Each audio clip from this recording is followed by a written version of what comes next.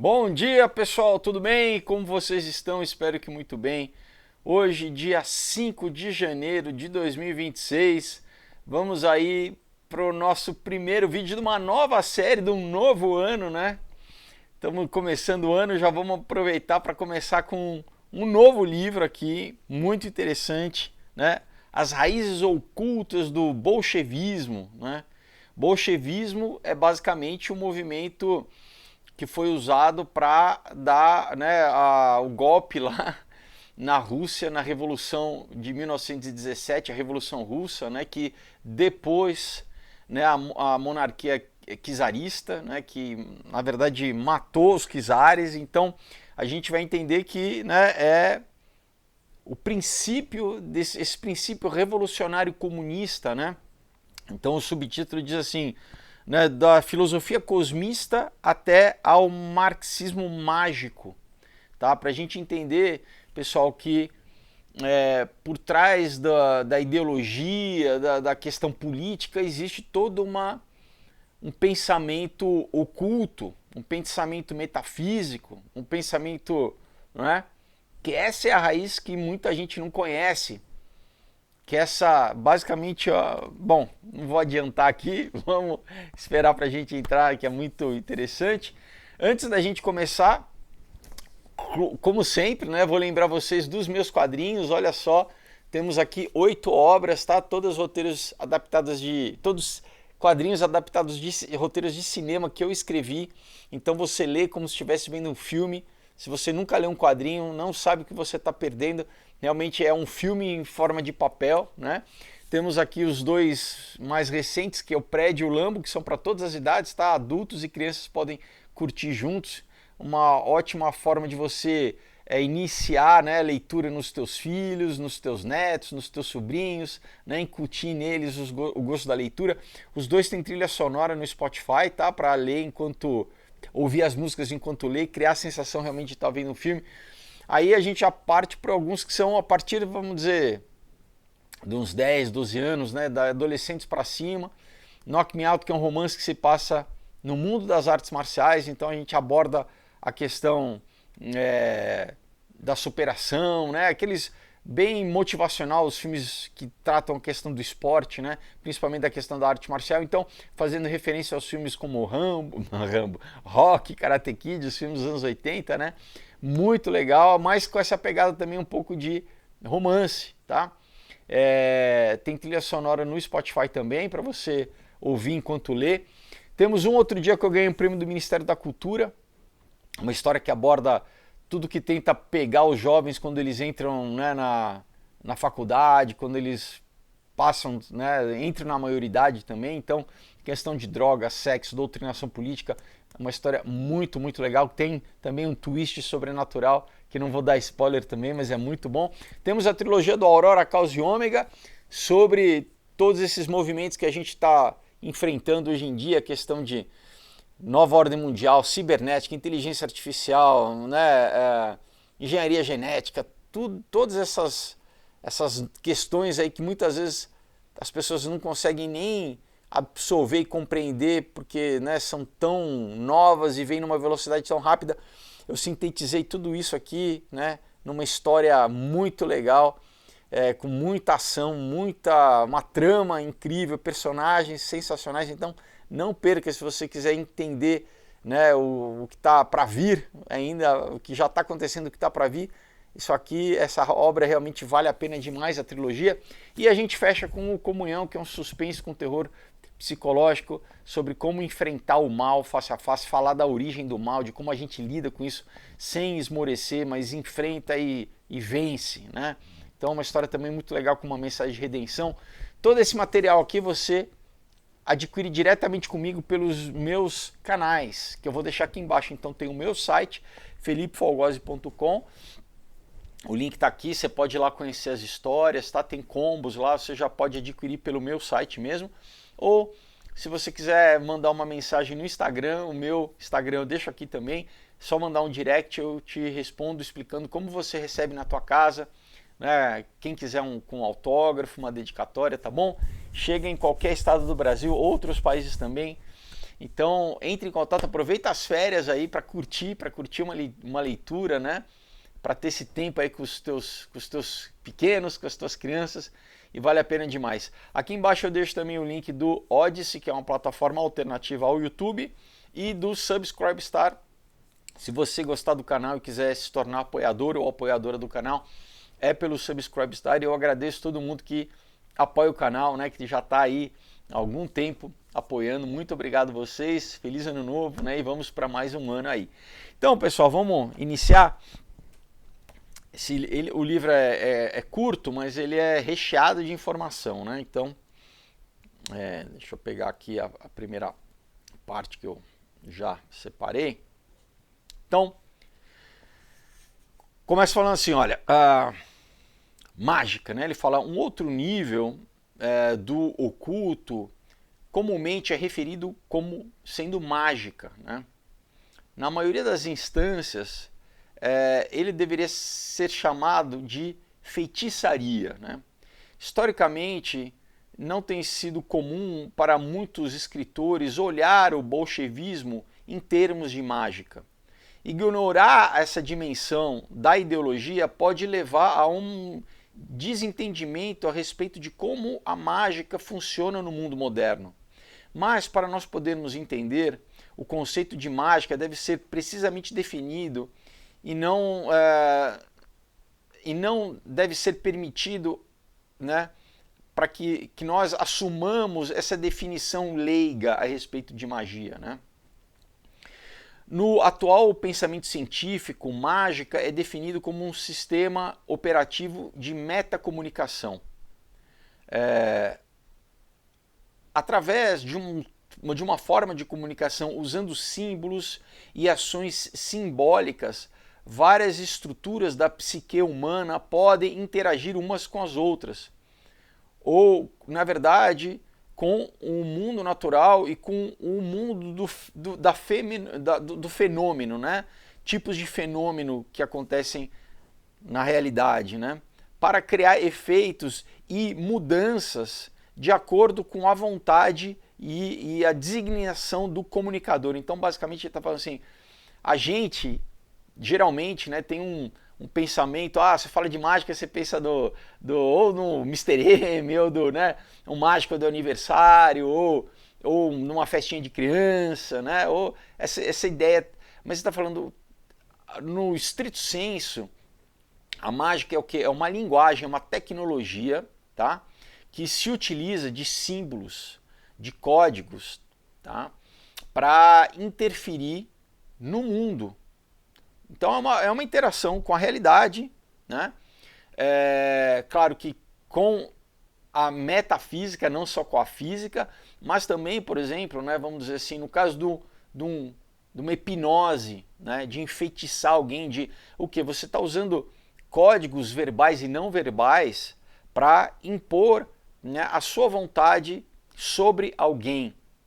Então não é à toa que, por exemplo, isso eu estou fazendo aqui parênteses do livro, né? Mas, por exemplo, a publicidade, um dos termos que eles usam para criar desejo nas pessoas, né? Para convencer alguém a comprar um produto, né? Eles chamam de fetiche, que é a mesma palavra para feitiçaria, né?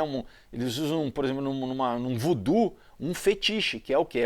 É uma boneca de voodoo, né? É um objeto que serve como um símbolo. Tá?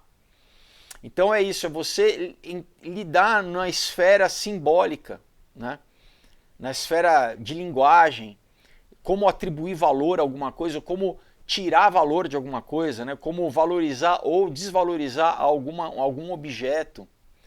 Então tudo isso também pode ser considerado magia, porque você, no fundo, muitas vezes você não está atribuindo valor real a alguma coisa, a uma estátua, mas você está criando, né, um objeto inanimado, você está dando valor àquilo, você está atribuindo, né, como no paganismo todo, né, e a gente lê na Bíblia toda, né, o apóstolo Paulo falando, por exemplo, né, Deus, em Isaías a gente lê, né, o homem vai para a mata, corta uma árvore, né, esculpe um ídolo e de repente começa a adorar aquele ídolo. Mas não, sempre havia um ritual para o quê? Para fazer com que um espírito viesse habitar naquela base material, né, aquela estátua.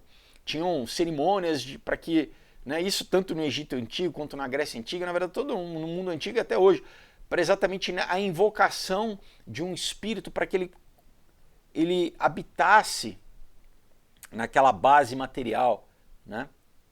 Por isso que a Bíblia fala que a gente não pode adorar a imagem, né? Porque você, na verdade, você não está adorando aquela estátua, você está adorando o que está por trás da estátua, ao invés de adorar a Deus, que é o Deus criador de todas as coisas, né? Então vamos retomar aqui. Então, os bolcheviques, né, e a ideologia que eles herdaram, inicialmente, ela usava um circuito fechado de comunicação, usando a fala e usando linguística através de publicações da mídia, né, de comícios, tá, de broadcast, né, de rádio, por exemplo, emissão de rádio, de TV, né, e o uso de símbolos e sinais. Então, não é à toa, pessoal, que a gente vê toda uma iconografia.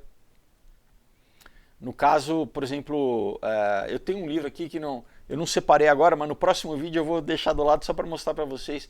Como sempre, qualquer ideologia ela vem acompanhada de um imaginário, né, vamos dizer, como se fosse um dicionário imagético.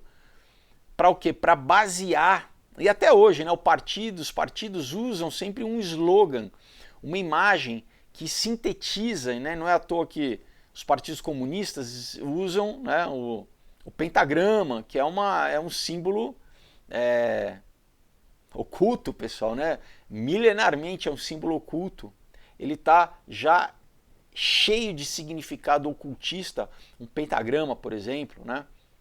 No caso, a foice e o martelo também tem uma simbologia. Então você fala, é à toa isso? É simplesmente porque é bonitinho? Não. Não é porque... Não, é proposital. A escolha, da mesma forma como, né, o nacional-socialismo escolheu uma suástica. A suástica era um símbolo... Você vai para o Japão, você vai para a China, você vê em templo budista. Era milenar, né, a suástica. Eles só inverteram o lado, né, que é um símbolo solar, né, que é a roda do sol, na verdade. Então você fala, por que partidos políticos pegam, né, simbologias? Por quê? Porque isso tem um efeito também psicológico, tá? Inconsciente. Muitas vezes a pessoa nem sabe de onde vem, não sabe a história do símbolo, mas ao ver aquilo já causa um impacto, né? Independente de você crer se tem, né, numa parte sobrenatural, vamos dizer que se você crê ou não, a gente não precisa nem entrar na questão metafísica, já tem um efeito psicológico, vamos dizer, na esfera natural, né? A gente não precisa, para quem não acreditar, na parte só neurolinguística, vamos dizer assim, já existe esse efeito. Então, e isso era feito, obviamente, em todas nas publicações, na literatura deles, né, nos comícios, tudo ligado com essa simbologia, né, para o quê? Principalmente condicionar o pensamento, né? Se a gente não pode esquecer nunca que a magia é o que? Então é uma tecnologia de convencimento, de, né, hipnose, de enfeitiçar, né, de que você impor a tua vontade sobre a vontade do outro, né? Convencer, fazer com que a pessoa... Então, por isso que muitas vezes a gente vê, se fala, tem coisas que acontecem que são tão claras, né, tão óbvias, e você vê, tem gente que não... Parece que a pessoa está enfeitiçada, né, que a pessoa não consegue... Porque, na verdade, né, é um efeito realmente psicológico que a pessoa tem uma dissociação cognitiva, ela está como se debaixo de uma hipnose, de um feitiço mesmo, né? Vamos continuar. Então tudo isso era desenhado para carregar, né, uma mensagem específica, né, produzida para, vamos dizer, incitar a vontade das massas para que elas se identificassem com a direção do programa do partido, né? em números suficientes para que esses números em grande escala, para que eles, vamos dizer, mudassem o balanço político, né, em várias populações, vários povos, né, em vários países. Claramente, os bolcheviques, eles usavam de um tipo de mágica, né? Mas eram as novas formas, né, com que eles usavam, usando principalmente métodos de comunicação que estavam sendo criados na época, né, que eles conseguiram uma penetração maior do que era esperado. Então a gente tem que lembrar que, né, a Revolução, já no século XIX, pessoal, já houveram várias tentativas de revoluções comunistas em vários países da Europa, né? Depois da Revolução Francesa, 1784, se eu não me engano, né? Durante o século XIX, houveram tentativas de novas revoluções na própria França, você teve tentativa de revolução comunista na Inglaterra, na Alemanha, né? Você teve vários tipos de tentativa, né? A própria Rússia, até que em 1917, inclusive concomitantemente com a Primeira Guerra Mundial, que basicamente também foi, aí a gente entra numa outra questão, mas foi também não aconteceu a esmo, foi pensado, propositado exatamente para mudar todo o panorama geopolítico da Europa, né? Acabar com as monarquias. O propósito é esse também, né? E contra o cristianismo, a gente vai falar bastante a respeito disso ao longo né, da série.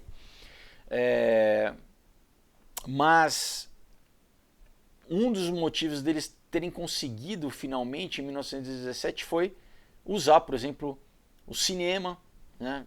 Já estava, né, sendo produzido meios de comunicação de massa, vamos resumir, né?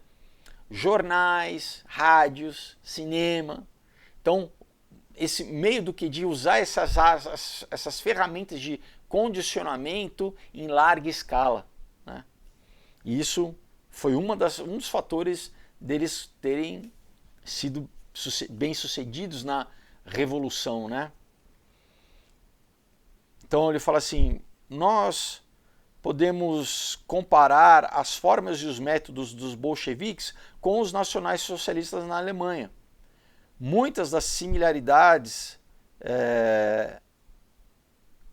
na verdade, são atribuídas na maneira com as quais os nazistas roubaram dos bolcheviques, pegaram emprestado métodos dos bolcheviques. Por exemplo, o Hitler escreveu no livro Mein Kampf, né, A Minha Luta, como as bandeiras vermelhas dos comunistas tinham um efeito impactante na mente, mesmo que inconscientemente, especialmente quando elas eram expostas nas procissões noturnas.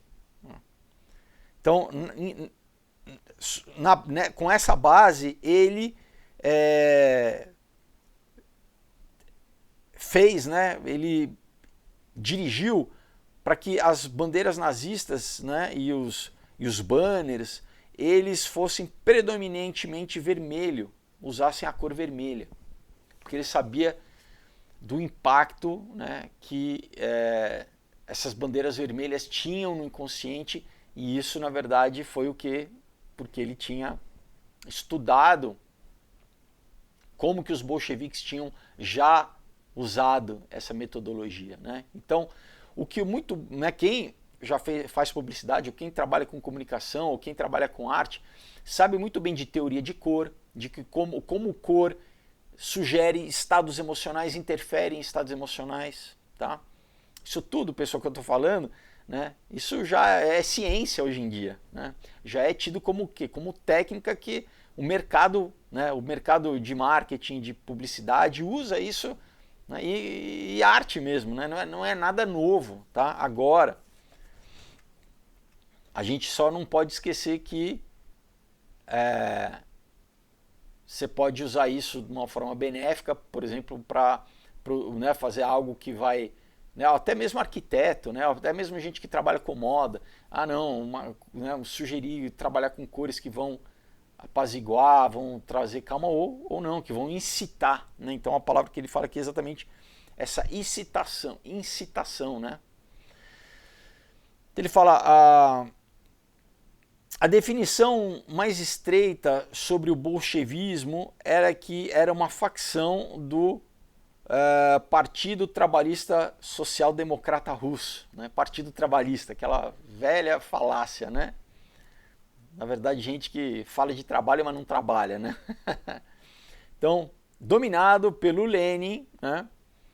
Que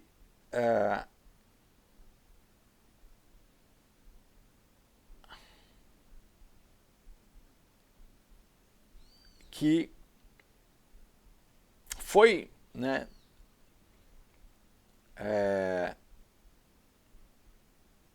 nomeado pelo Lenin para tentar fazer com que essa facção tivesse o cunho como se fosse maioria. Então, assim, né, você tinha um grande espectro ali de socialistas, comunistas, né?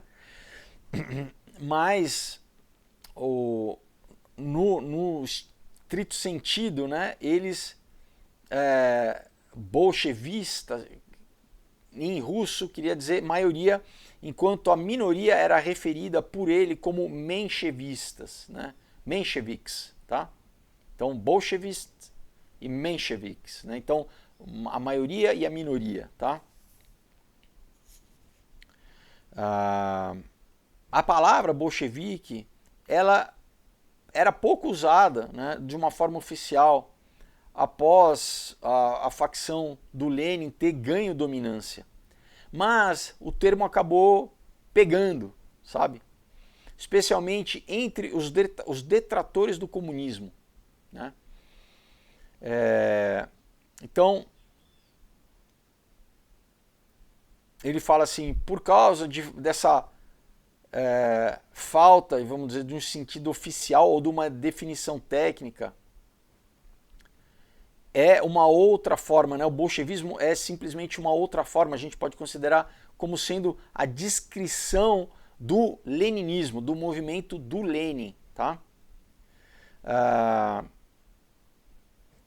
Então, dos diversos grupos comunistas que tinham na época, né? O bolchevismo, então, foi o grupo, o nome que acabou né, pegando dessa turma do Lenin, né, que já usava no significado de ser a maioria, né? Não, somos a maioria, né? Então, o uso da linguagem começa com o nome dos partidos da facção, né? Você já começa a trabalhar no campo simbólico, né? No que? Do significado do nome. Então, conforme você chama alguma coisa, as pessoas já percebem aquilo de uma forma diferente. Não, se eu chamo então meu partido de maioria, né? Tudo bem que hoje em dia, né, com toda a questão da vitimização, é muito usada a questão do quê? Da minoria. Não, nós somos a minoria. Naquela época, tinha uma conotação positiva de ser a maioria. Não, nós temos a força, nós somos a maioria. Mas, de novo, é o quê? É você simplesmente estar atribuindo palavra e significado. Você não quer dizer que aquilo fosse verdade, né? Mas você já está trabalhando no campo, né, semântico, né? De o quê? Criar conceitos, criar valores, atribuir valores, né?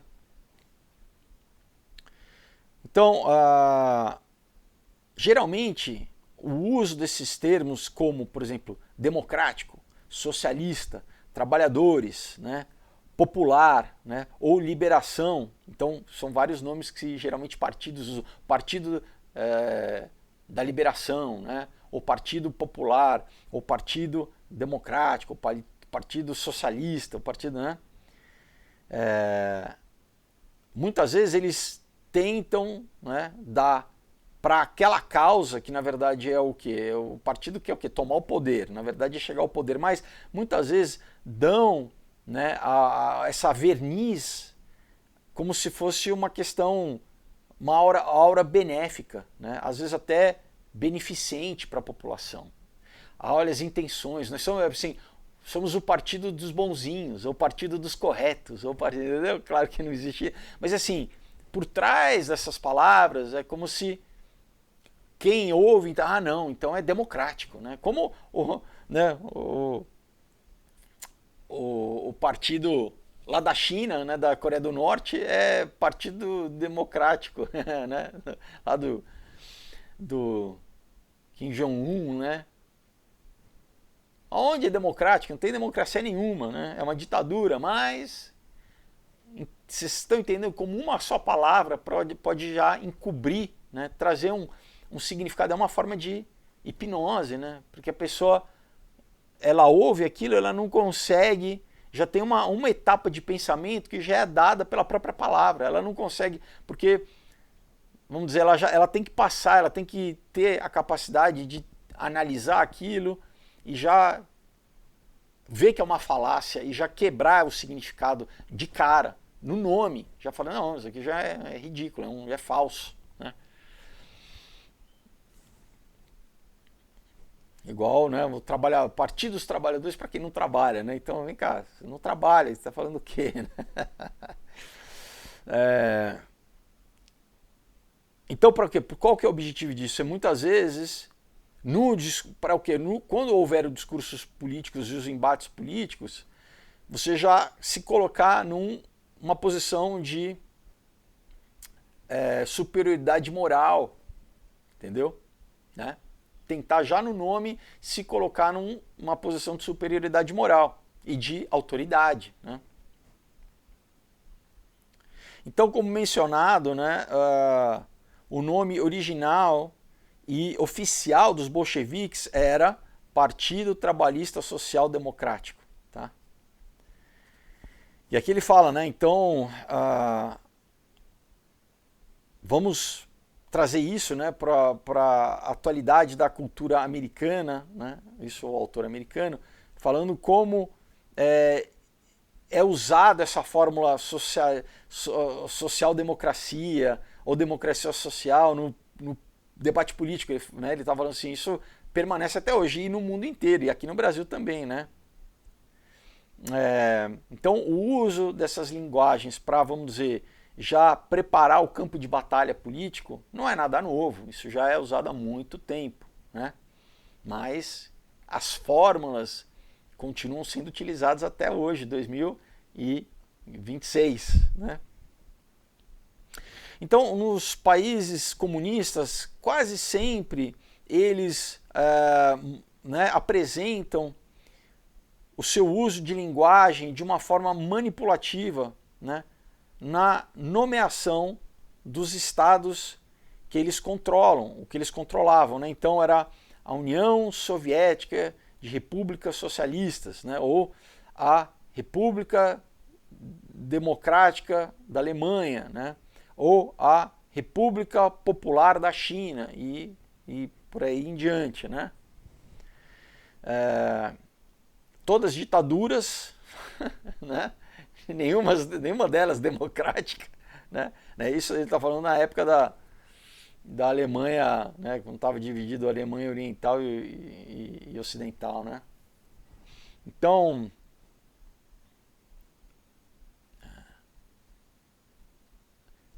né, nós podemos falar claramente que não existe nada socialista no sentido de social a respeito de um governo soviético, né? Porque a palavra, inclusive, soviético em russo quer dizer conselho, né? Então, um governo de um conselho, né? Na verdade, o que é essa reunião das pessoas que querem tomar o poder, né? Que vão falar, não, nós estamos lutando por vocês, né? Não, então enganando o povo, né? Estamos lutando por vocês. Deixa que nós vamos cuidar de vocês, nós vamos ser os... Não, porque o que? Eles vão se apropriar dos impostos, vão se apropriar, né, dos meios de produção, né? Então não tem iniciativa privada, não tem nada, né? É o Estado que controla, porque na verdade é isso, é uma forma de... Não, vamos criar um esquema de a gente vai usurpar toda a força trabalhista produtiva do país, né, as fábricas, vamos deixar todo mundo debaixo do nosso controle e a gente controla, né? É isso, pessoal, é um papinho, né? Mas é um papinho que infelizmente é eficaz, né? Porque trabalha com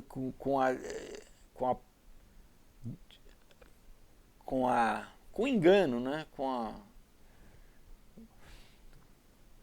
Que está me vindo a palavra em inglês, né? Enganando mesmo, né? Deceiving, né? Vamos voltar aqui ao livro. Então, o fato é que os bolcheviques usavam a linguagem para, né, eles transformaram o uso da linguagem numa forma de arte de manipulação, né? É como sendo um tipo de feitiçaria linguística, né? Isso inclusive foi posto em cartilha, tá, pessoal? Existe manual a respeito disso e todos os partidos comunistas ao longo aí do tempo usam as mesmas metodologias. Aqui no Brasil é usado frequentemente, né? Nos dias da União Soviética, eles frequentemente falavam, por exemplo, de paz mundial, né? Coincidentemente, a palavra Rússia, a palavra em russo mir, quer dizer tanto mundo quanto paz, tá? Mas para eles, paz significava chegar até um ponto histórico onde todo mundo estaria debaixo da governância de um sistema mundial soviético. E aí que é a pegadinha.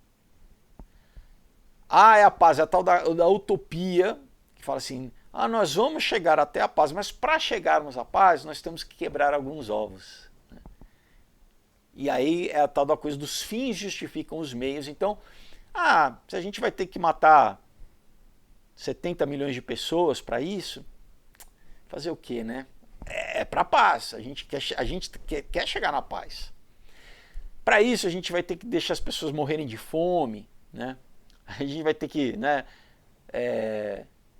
fazer o terror vermelho, né? Matar os professores, matar os universitários, matar quem não concordar com a gente vai matar, a gente inclusive vai matar toda a inteligência, né? Para deixar o que? A população só humilde, as camadas mais humildes da população, ou quem se vender, né? Quem quiser vir para o nosso lado e fazer parte do partidão. Tudo bem, se não, enfim, são pedras no caminho que a gente tem que tirar. Então esse que é o problema, né? É essa utopia, esse mundo que muitas vezes é muito atraente, principalmente para o jovem, que ainda não tem capacidade, né, cultural, não tem conhecimento histórico ainda de conseguir ouvir o papinho e falar assim, cara, esse é um cambalacho, um 7-1, né? Porque é promessa, é papo, né? E claro, eles partem do princípio, olha o mundo, né, como o mundo é, a desigualdade, né? E fala, não, nós vamos resolver. Então venha com a gente, vamos lutar pela revolução. E aí muitas vezes o jovem acha que está fazendo bem, ele acha que não, eu estou lutando pelo aquilo que é correto, sem saber que ele está sendo usado, manipulado, está sendo enfeitiçado, está sendo o quê? Está sendo massa de manobra, né? O idiota útil, enfim, está sendo burro de carga, né? Os caras estão manipulando e simplesmente usando aquele grupo de pessoas para um fim deles que não estão nem aí, né, com as pessoas. O negócio é o quê? Tomada do poder e manutenção do poder, né?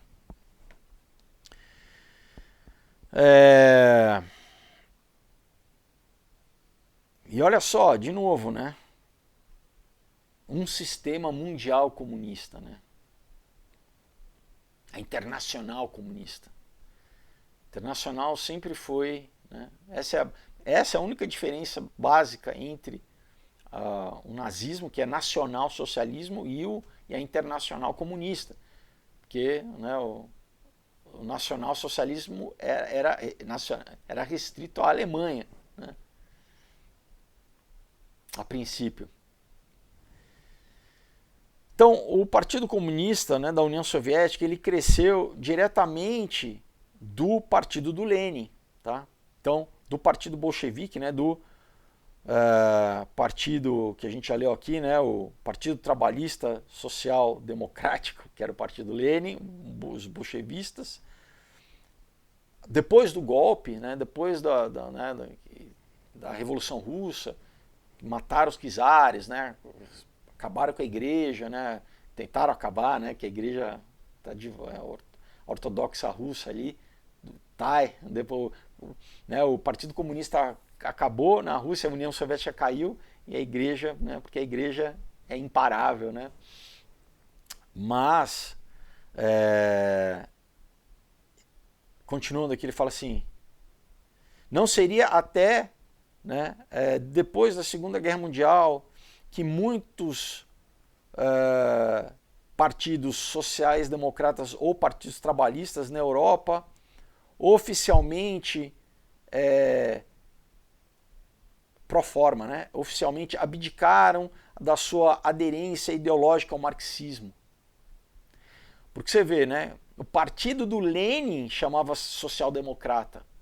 E, né, quando hoje em dia você vê os jovens e fala: ah, não, eu sou socialista, eu não sou comunista. Você fala: peraí, amigo, você não sabe o que você está falando. Porque o partido do Lenin era social-democrata, Partido Trabalhista Social-Democrata era os bolcheviques, comunistas, que fizeram o terror vermelho, que esquartejaram, mataram, e se chamava social-democrata, né? Por isso que essa questão da semântica, a gente sempre tem que prestar atenção, porque aí, né, trocar o nome, você já está tentando se distanciar, né, de um pensamento que, na verdade, no bojo dele, no cerne dele, na criação dele, a realidade dele, né, sem essa tentativa de desviar a atenção, né, de dar uma conotação mentirosa para alguma coisa que na verdade é assassina, né, tem sido utilizado. Ele fala assim: olha, o quê? Depois da Segunda Guerra Mundial, já tinham passado quase 50 anos, né, que começaram a querer se afastar, né, dessa origem histórica que não tem como se afastar, do bolchevismo, né? Por quê? Porque é a mesma coisa hoje em dia alguém, por exemplo, querer fazer: ah, não, eu sou um partido nacional socialista, e não querer estar diretamente ligado com o que aconteceu na Segunda Guerra Mundial, né, com o nazismo. Vem cá, mas você está usando o mesmo nome, né? Ah, não, mas entendeu? E por que, novamente, que só para um lado, né? Os dois têm a mesma origem, pessoal. E por que quando a gente ouve alguma coisa na mídia é um repulso imediato, uma repulsa imediata que está correto, mas por que por outro lado não tem essa repulsa, né? Por que as pessoas não, quando ouvem Partido Socialista Democrata, não tem a mesma repulsa que deveria ter quando ouvem nacionalsocialismo? Deveria ter a mesma repulsa, pessoal. Até mais, porque novamente, né, dura até hoje e continua matando, e continua tendo ditaduras aí ao redor do mundo, as pessoas sofrendo, né, debaixo desse sistema de totalitário, né, onde o indivíduo não tem valor nenhum, né?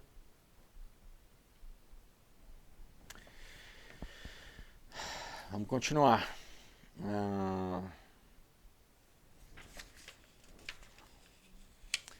Então, a filosofia do Lenin, que pode ser chamada de bolchevismo, é delineada no trabalho chamado O que precisa ser feito, né? What is to be done, né? De 1901, um livro do Lenin, né? Ele delineia a ideia de que a revolução socialista precisa ser organizada e dirigida por uma forte classe profissional de operativos políticos, e que a ideia de uma sociedade completamente sem classe é impraticável a curto prazo. Tá? Então, a igualdade, né? Mentira, pessoal. Equality, né? Os papinhos que eles falam, tudo mentira, porque eles sabem. Né? Vai ver no extrato do partido, do partidão, né? Mesmo na época lá do Politburo, na União Soviética. Ó, aqui, né? Você acha que as escalas do...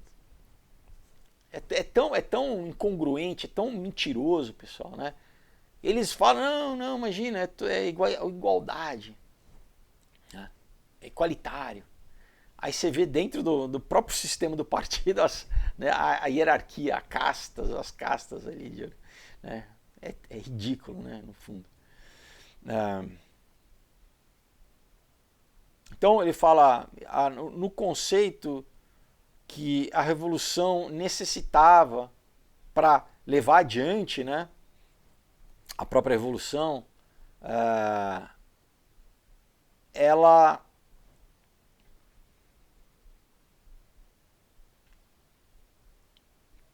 tinha né, um pensamento dialético, de uma evolução dialética que iam contra a própria teoria marxista, né?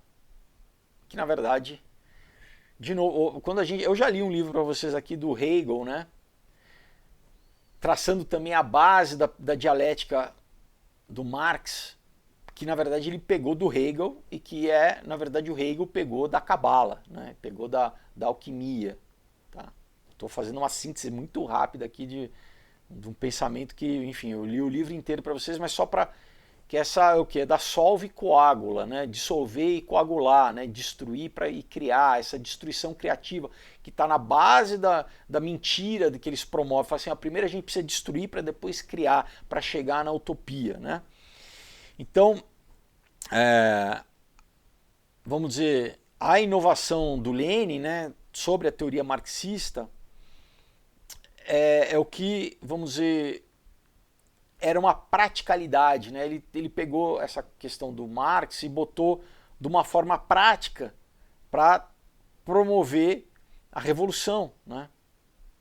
Então isso permitiu com que saísse simplesmente do campo teórico e partidário, né? Para que se tornasse uma máquina de derrubar governos, né? Sempre pela violência, né? Então é basicamente o quê?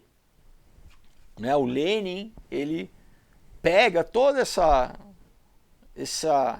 estrutura mental, intelectual, né, teórica do Marx, e ele dá o passo de o quê? De empregar isso na prática, né, na praxis. E basicamente criar um manual que continua sendo utilizado, né, por revolucionários desde então, de o quê? De derrubar governos, né, destituir o poder democraticamente eleito, né, não interessa o tipo de governo que seja, basicamente um manual de tomada de poder, né? E de o quê? Confiscar, né, os meios de produção, né, confiscar as instituições governamentais, né, e trazer tudo isso para um controle direto e um gerenciamento do partido, né? Então, como se apropriar da estrutura social, né? E trazer tudo isso para a direção, porque, de novo, sempre é o poder, né? A concentração de poder. Então, é sempre a centralização do poder, né? Sempre, pessoal, você vê todo esquerdista é isso, é centralizar poder, né? O Estado tem tudo, é o Estado que domina, né?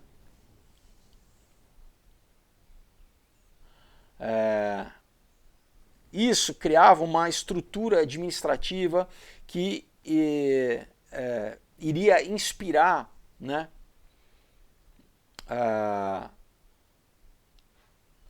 os senhores de guerra, né, políticos, desde o Mao Tse Tung até o Fidel Castro. E todos os seus admiradores, né,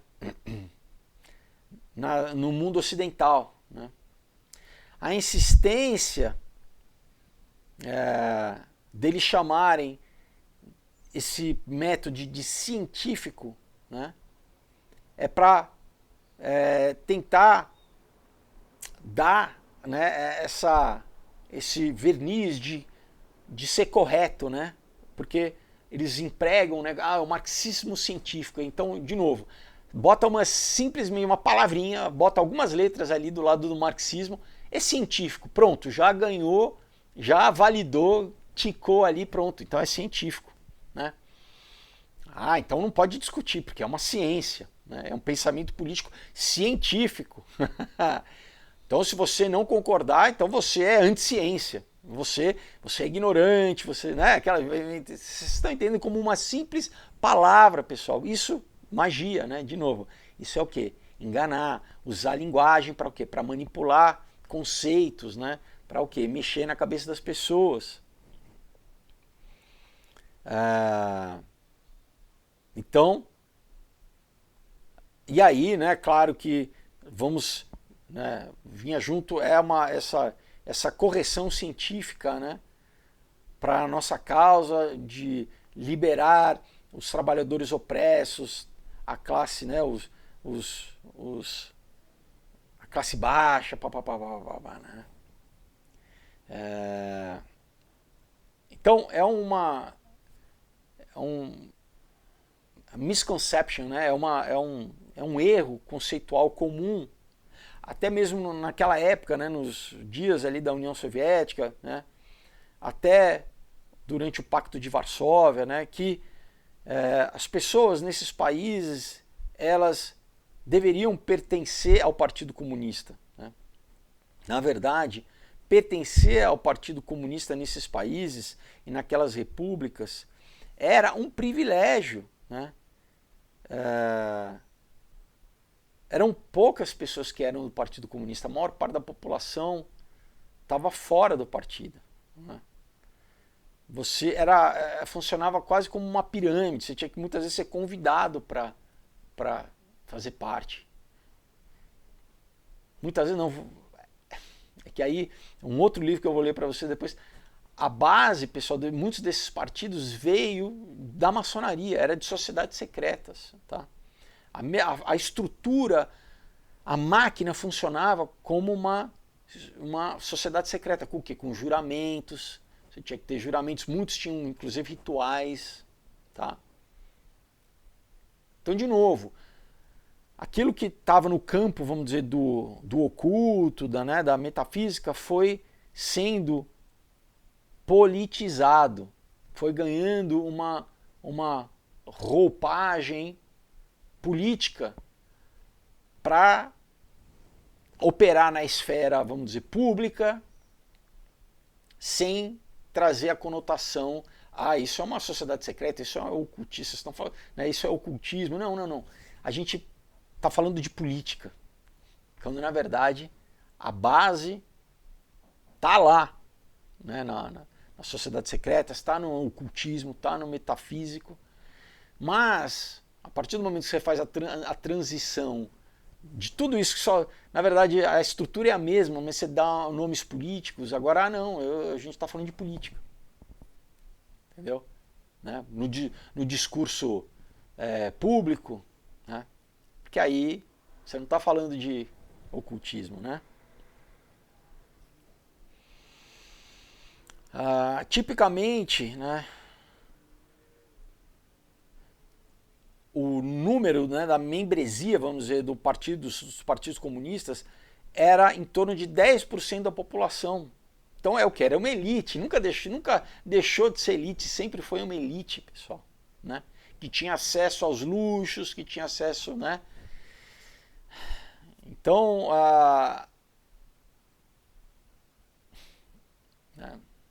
enquanto a grande população passava fome, quem estava nos altos escalões do Politburo tinha, inclusive os produtos ocidentais eram contrabandeados, né?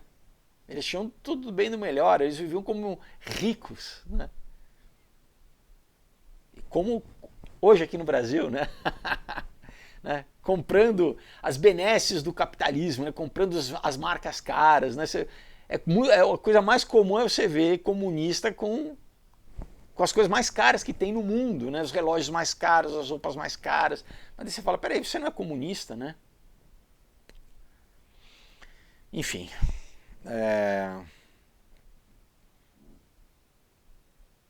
E ele fala, então aqui é onde esse grau do ocultismo entra, né? O partido, é o que eu acabei de falar antes, né? O partido é muito próximo a uma ordem fraterna, né? Uma fraternidade, ou uma sociedade secreta, né?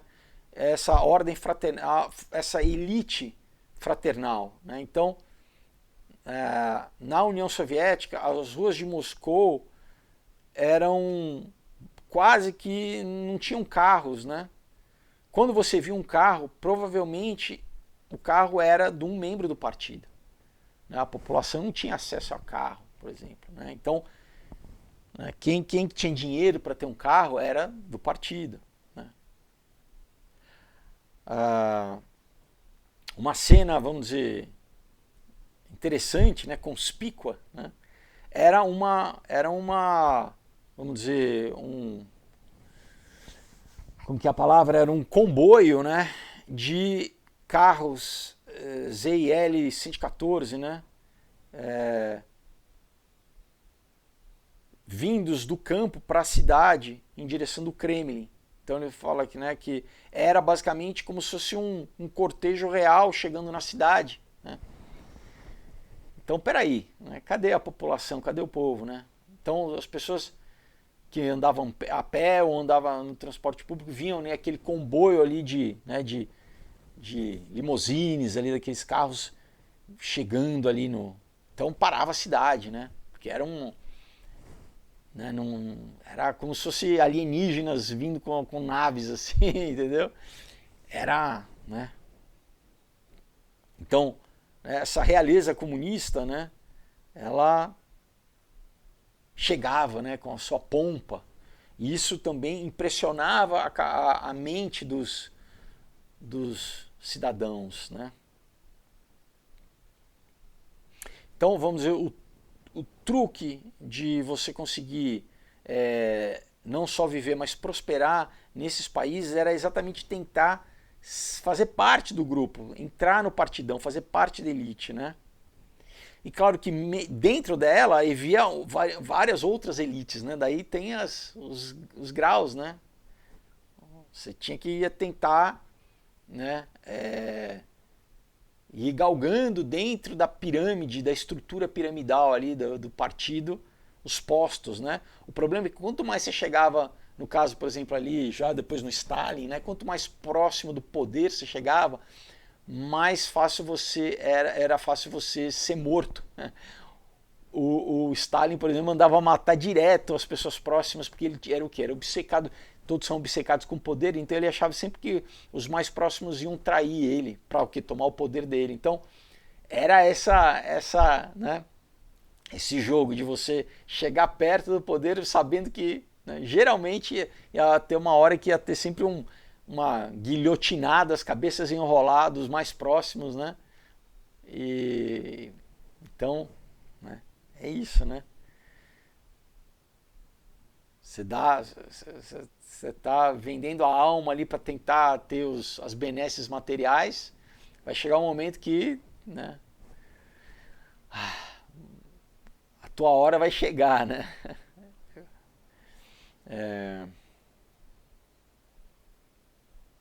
E ele fala que, bom, né, então, era isso, né? Ficar sempre tentando, né, ascender nessa pirâmide, né, até o momento que você consegue sobreviver, né? Então, metade dos membros do partido, eles eram operativos obedientes, né? Aqueles que estavam ali ajudando a máquina a girar, né? Que tinham já provado a sua lealdade inquestionável, né? Nem pensavam, não queriam pensar em nada, em criticar em nada, né? Era literalmente, né, como se fosse uma peça, né? Uma engrenagem ali no partido, né? Então eles eram úteis, mas eles eram também dispensáveis, né? E aí você tinha acima deles os mágicos, né? Que eles eram o quê? Os pensadores do partido. E não era simplesmente os operadores, eram os caras que pensavam, que conceituavam, né? Eram os dirigentes, eram os publicitários, né? Era quem sabia, na verdade, porque os outros muito abaixo, claro, tinham uma intenção de sobrevivência, né, de pensar em si mesmo e tal, mas muitos estavam doutrinados mesmo, né? Eles não tinham entendido o que realmente era o esquema, né? Eles acreditavam naquilo. Tinha então a questão da, não, estamos aqui para, obviamente, para me dar bem, para sobreviver, mas muitos estavam doutrinados, acreditando que aquilo era correto. E os que estavam acima já sabiam que tudo era mentira, que não tinha, a parte de ideologia era só da boca para fora. O negócio realmente era o poder, e esses eram os que criavam, né, a ilusão. Eram as pessoas que, né, sabem realmente qual que é o jogo que está sendo jogado e o que a gente precisa fazer para o quê? Para se perpetuar no poder, para continuar enganar, manter a ilusão dos que estão abaixo. Esses eram os pensadores, né? Então, haviam muitos na época na era do Lenin, e na era do Stalin já tinha diminuído, né? O Stalin já, de novo, né, concentrava mais o poder, mais ainda do que na época do Lenin, né? Vamos encerrar nosso vídeo aqui então, pessoal, né? Já começamos aí, né, o ano bem, né? Eu acho que já foi uma boa introdução. Então, né, de novo, é um livro muito interessante, né? Pra gente... Eu quero ver se esse ano de 2026 eu abordo bastante, porque, né, esse é um dos vários livros que eu tenho a respeito dessa questão, para a gente entender realmente como o mundo funciona, né? Então é isso, pessoal. Se você, assistindo esse vídeo, já teve um flash, né, um relance de clareza, de entender, principalmente tudo que está acontecendo no mundo, de que existe, pessoal, uma esfera, na verdade a real esfera é a espiritual, né? Que não sofre ação do tempo, né? Que o mundo material é um reflexo do espiritual e que você precisa se decidir, né? Cada ser humano tem que decidir se ele quer estar com Deus ou não. Se você está do lado do revolucionário que quer tentar fazer guerra contra Deus, né? Porque no final das contas, pessoal, tudo isso é questão política, tudo isso é oposição a Deus ou não. E aí é isso, né? Tem o inimigo que está com o papinho, está querendo te usar na guerra dele contra Deus, né? E muita gente ouve, dá ouvidos a essa voz do inimigo, às mentiras do inimigo, às promessas do inimigo, né? Aquele cara que quer te jogar um contra o outro, ele quer na verdade jogar você contra Deus, contra o teu pai que te ama, né? Ao ponto de vir aqui como homem e dar a vida e derramar sangue para que você o quê? Pudesse receber perdão dos teus erros, né? Fosse ser perdoado dos teus erros, ter paz, né? Não ter mais acusação na tua mente, porque esse mesmo inimigo, ele mesmo te acusa, né? Ele mesmo que fala que é teu amigo, não, vem do meu lado, você vai poder fazer tudo, você vai poder, né, ter os prazeres que você quiser. Na verdade, ele é uma arapuca, porque até o momento que você acreditar, ele vai começar a te acusar, fala assim, mas vem cá, né? Olha aqui o que você fez, né? Quem você pensa que é, né? Você olha quem você é isso, isso, isso, isso. Você não merece nada, né? Enfim.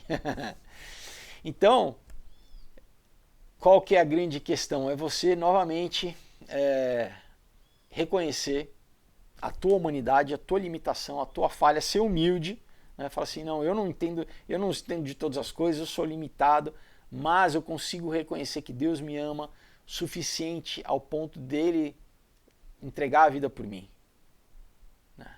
E receber de graça esse amor. E esse é o Evangelho de Jesus, né? Quando eu reconheço que ele morreu na cruz por mim e eu tenho gratidão, né? Isso toca o meu coração, eu tenho gratidão por Deus e eu me arrependo e falo, Senhor, eu aceito o teu amor e o teu ato de amor. Você faz as pazes com Deus, basicamente. Você entra novamente num relacionamento, né, de pai e filho, ou pai e filha, né? E você começa a o quê? A viver com Deus, a ser dirigido por Deus, a buscar a vontade de Deus, que é boa, perfeita e agradável. Deus te ama, Deus é bom, né? O inimigo que fala que Deus é mau, Deus é um, né, ele é opressor, é patriarcal, né? Tudo isso é o quê? Gnose, pessoal, um pensamento muito antigo que literalmente falava isso, Deus é ruim, que remonta na Bíblia, né? Gênesis 3, né? O inimigo fala para a serpente, ó, Deus é ruim, ele quer te manter na ignorância, vem para cá, come da árvore do conhecimento, seus olhos vão se abrir, você vai ser igual a Deus, você vai ser imortal, né? Esse foi o chaveco, né? O chaveco do inimigo, né? E ele continua jogando esse chaveco para as pessoas, né? Ah, é o prazer, ou é o dinheiro, é o, né? Então, a gente precisa tomar uma posição e a gente precisa, né, falar, não, eu não ouço você, cala a boca, né? Arreda, Satanás, né? Aparta-te de mim, né? E ouvir a voz de Deus, né? Do nosso Deus que nos criou, que nos ama, né? E conhecer a Deus e passar a viver uma vida de comunhão com Ele. Então tudo isso começa com o quê? Com um momento, um ato de fé, de confissão, de que você declarar que reconhece que Jesus é o Senhor e Salvador da sua vida e receber o Espírito dele em você. Aí, para o que? Você viver eternamente. O Espírito Santo de Deus habita em você e você não vai passar pela segunda morte, né? Nós vamos passar pela morte física, mas a espiritual não. E essa é a morte, a verdadeira morte, né? A segunda morte é aqui, né? A separação eterna de Deus, né? Então, como que a gente faz? Vamos orar, eu quero te conduzir em oração, né, para que você hoje tome essa decisão, já comece em 2026, entregando a sua vida para Deus e passando, né, já para que Ele te dirija a partir de hoje, por todo esse ano e para toda a eternidade, nesse relacionamento amoroso com Deus. Amém? Coloca a mão no seu coração, ora comigo assim. Senhor Jesus, hoje eu reconheço que Tu é o meu Senhor e Salvador. Eu peço a Ti perdão pelos meus pecados. Eu reconheço a minha falha, a minha limitação, a minha humanidade. Eu peço a Ti perdão, Pai, por tudo aquilo que eu fiz, todos os atos, pensamentos, Pai, todas as palavras, tudo aquilo que eu fiz que me levou para longe de Ti. Hoje eu me arrependo, Senhor. Eu peço a Ti perdão e eu faço o caminho de volta para Ti, Senhor. Através do Teu sangue, Pai, do caminho que Tu abriste, Pai. Através do Teu amor que foi derramado na cruz do Calvário. Então, hoje eu recebo, Pai, o Teu sangue que me lava e me purifica de todo pecado. Eu recebo o Teu perdão, eu recebo a Tua paz no meu coração, a paz na minha consciência de que eu sou perdoado, que eu sou hoje, Pai, aceito como Teu filho, como Tua filha, Pai. Obrigado. Obrigado, Jesus, porque Tu é o meu único e suficiente Senhor e Salvador. Eu creio na Tua graça, na Tua salvação. Eu peço, escreva o meu nome no Teu livro da vida. Me cele com o Teu Espírito Santo da promessa, Pai. O Teu Espírito Santo é o meu penhor, Senhor, da minha salvação, Pai, que me garante que eu passo a ser um contigo por toda a eternidade, Pai. Eu peço, dê ordem aos Teus anjos ao meu respeito, para que me guiem, Pai, me dirija os meus passos a partir de hoje. Eu peço que Tu venha renovar minha mente, venha, Pai, curar, sarar toda a ferida, Pai, todo trauma, Pai. Que hoje, obrigado, porque toda a cadeia espiritual é quebrada, Pai, todo pacto, Pai, que eu tinha feito com o mal, toda permissão que eu tinha dado ao mal a operar na minha vida, hoje é encerrado, Senhor, é revogado, é anulado, Pai, pela autoridade do nome de Jesus Cristo, Senhor, porque eu faço uma nova e eterna aliança no Teu sangue, na autoridade do Teu nome, que é sobre todo nome. Eu Te louvo e Te agradeço, eu entrego minha vida a Ti, eu entrego esse ano a Ti, eu peço que a partir de hoje, Senhor, venha dirigir os meus passos, dê ordem aos Teus anjos ao meu respeito, e faça na minha vida aqui na terra como no céu, seja feita a Tua vontade, não a minha vontade, mas a Tua vontade na minha vida para mim, porque eu creio, Senhor, que Tu é um Pai amoroso e a Tua vontade é boa, perfeita e agradável para aqueles que o amam, Pai, e eu Te amo, e eu te agradeço, Pai, pelo Teu amor e pela Tua graça na minha vida. Em nome de Jesus, amém. Glória a Deus, se você fez essa oração com fé, com sinceridade, a Bíblia testifica que você, então, nasceu novamente, né? As velhas coisas ficaram para trás, o teu passado, a tua identidade antiga ficou crucificado com Jesus na cruz, ele morreu, e agora você renasce, ressuscita para uma nova vida, amém? Em amor, né? Com o Espírito Santo de Deus, amém? Com as promessas de Deus para a tua vida. Passe a ler a Bíblia, né? Começa já, você pode ler a Bíblia inteira num ano, já aproveita, sabe? Tem vários aplicativos de leitura anual da Bíblia, já começa, né, já estamos no comecinho, aproveita, já lê a Bíblia né, inteira num ano, comece a ter esse hábito de leitura e de oração, estar em comunhão com Deus diária, e busque uma igreja para você estar né, para você estar inserido no corpo de Cristo. Agora você é uma célula do corpo de Cristo, né? A igreja de Cristo aqui na terra, o corpo de Cristo é a igreja, então busque uma igreja local, claro, né? Uma igreja que pregue o evangelho, que pregue a Bíblia, né? Cuidado com falsas igrejas, com seitas que, né, não reconhecem, por exemplo, a humanidade e a divindade simultânea de Jesus. Isso é um exemplo clássico, né? E claro, de você ver que quando, né, ali não tem embasamento bíblico, é heresia. Mas ore, peça a Deus que Ele te dirija a um lugar onde você vai crescer na graça e no conhecimento de Deus. Visite algumas igrejas e com certeza Deus vai te revelar, vai te falar onde você deve ficar e crescer na graça e no conhecimento dEle. Amém? Então, pessoal, a gente encerra nosso vídeo. Novamente, lembra vocês os quadrinhos, tá? Entre em contato, os links estão aí embaixo, aproveita, né? Curta, vai se divertir, vai se emocionar. Material realmente de qualidade, tá bom? E é isso, pessoal, a gente se vê quinta-feira. Feliz 2026, Deus abençoe, até a próxima, tchau.